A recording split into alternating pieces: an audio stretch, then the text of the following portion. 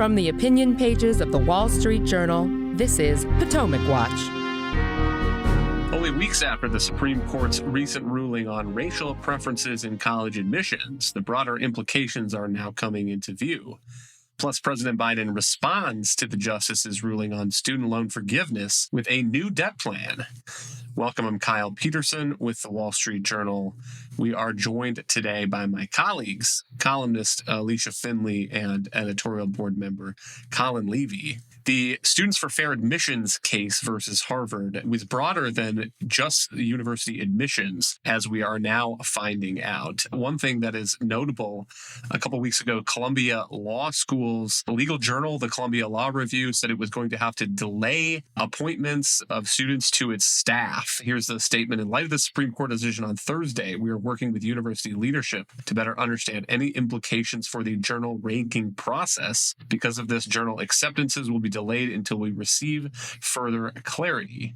That is fascinating, I think, Alicia, because I think a lot of people thought about the Students for Fair Admissions case as a case involving admissions. And here's a quote from a group that filed an amicus brief, the American Civil Rights Project. Executive director says it is impossible to avoid the implication that all recipients of federal funds are now subject to the same rule announced in Students for Fair Admissions. So, Alicia, fascinating here, because even in the university context, I think this ruling may be broader than much of the public debate has led on so far. Race-based preferences, if you recall, under court's decisions, were really narrow to the college or college admissions processes. In terms of the racial diversity was narrowly required in some cases to meet the quote-unquote compelling benefit of a diverse student body. And I think we didn't really, or many people didn't understand that how this has been applied has been applied much more broadly in the education context. And if you actually read over some of the amicus briefs in the case, you had a lot of groups defending the racial preferences, not just in admissions, but how it could be applied in other ways. For instance, you had the teachers' unions defending the racial preferences and essentially racial discrimination to justify K through 12 policies that not only would allow essentially cross-district busing, but also allow school districts to give priorities to Blacks and Hispanics for highly selective schools in their admissions. So, for instance, like in New York, where you have certain high schools like Stuyvesant are very selective. They defended New York City's ability to provide racial preferences for their admissions into those schools. Now, this is kind of a long way of saying that the court's Students for Fair Admissions decision will have implications much more broadly than just in college admissions. And you just named one in particular, for instance, in the law journals. I mean, I don't think many people will really even realize or recognize that the law journals were utilizing racial preferences, just like, med schools do in admissions and such.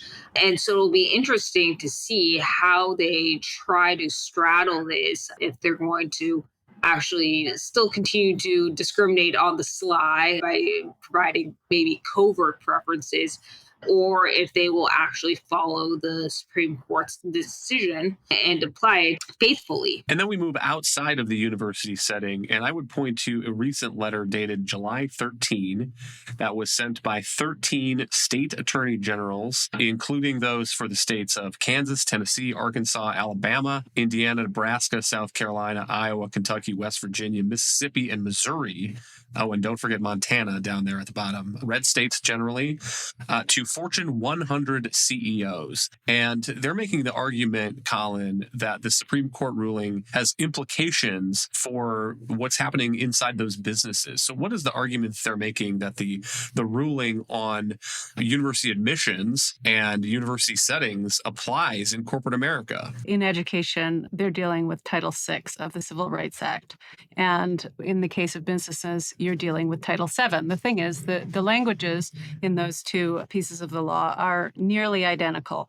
So in the Students for Fair Admissions case, obviously the Supreme Court struck down the affirmative action and said racial discrimination should be ended in all circumstances. But companies who go under Title VII will also have to adjust the way they do their hiring, their promotion, their contracting, so that they're following the same basic guidelines. Because the court has, rejected outright racial balancing. And so, the AG's right in the letter that the principles apply equally to Title VII and other laws restricting race-based discrimination.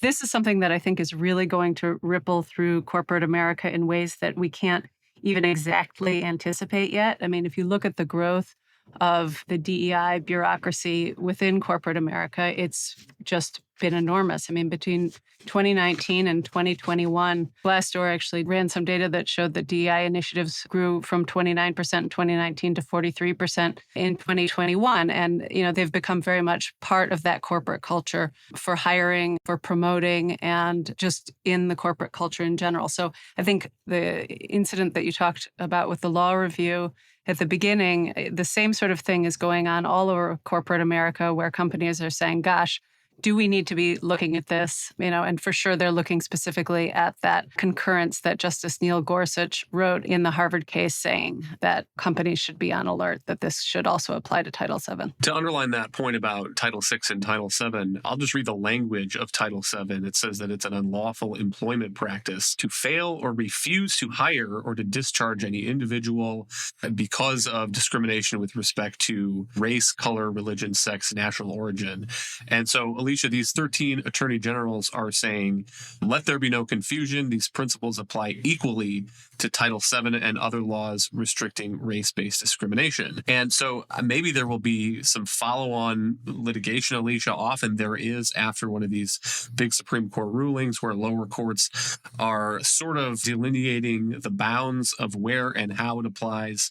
I don't know if there's any case for a different interpretation of Title VII versus Title VI, but you could certainly see that coming before the lower courts. And while we're talking about this question of where the logic of this ruling applies, I would also point out, Alicia, that the government, the federal government and state governments have disadvantaged business contracting programs where they are explicitly talking about giving favor to certain groups of people, certain races, women versus men, in contracting for stuff like construction projects. And I'm curious to see whether there's going to be a challenge to that bubbling up here too.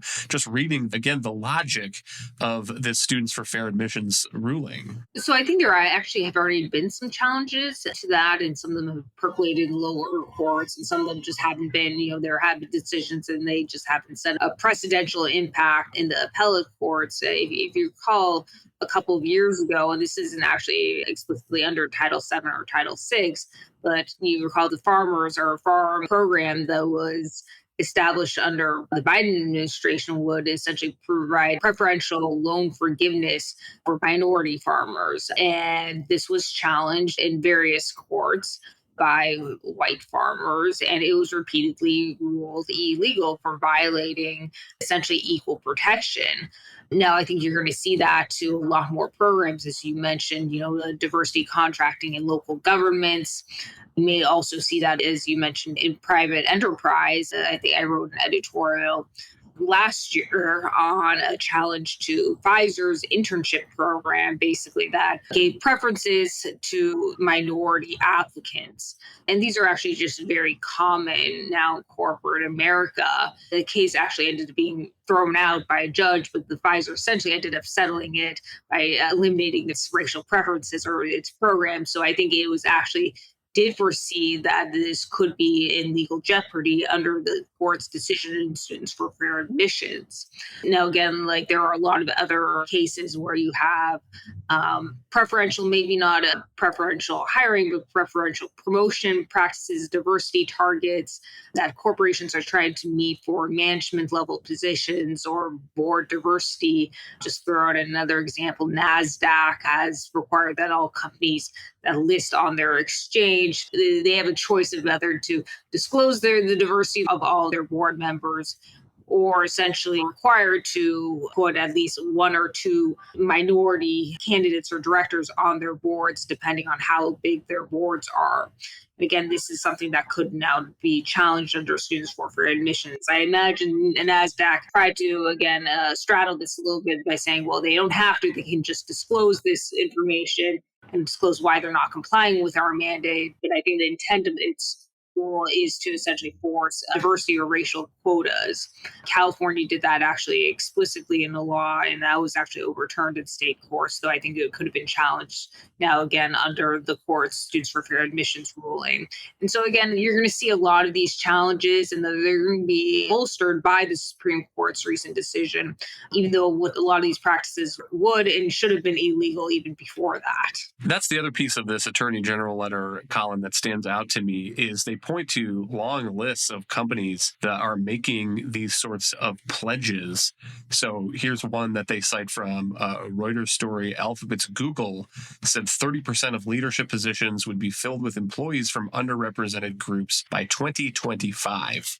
And I think people who are listeners who are outside of corporate America might be surprised that that kind of stuff is going on and just how explicit it is. Right, Kyle. I mean, I think that sort of virtue signaling has been going on in corporate America for a long time. And obviously, the companies just want to wave their hands and say, you know, we're here and we stand for diversity. And they want to put that out there for many different reasons. But I also think those programs exist within companies in ways that we don't measure. You know, if you think about just the way that any corporate human resources office operates, they often have metrics that show hiring data by race. And human resource officers know that their own performances reviews will be tied to their ability to helping the company meet certain metrics. One other thing I wanted to mention, though, about the Attorney General's letter is that these issues are really going to be handled in many ways at the state level first, I think. And so them putting that flag up there is notable. We've also seen this issue percolating in the states even before the Supreme Court came down with a decision where states like Texas came out in the past few months where the legislature passed a bill that would end DEI offices at public universities and end the use of diversity statements in hiring. And they'd also cancel some DEI training requirements. So I think all of those test cases that are happening in the states now will begin to shape this policy going forward.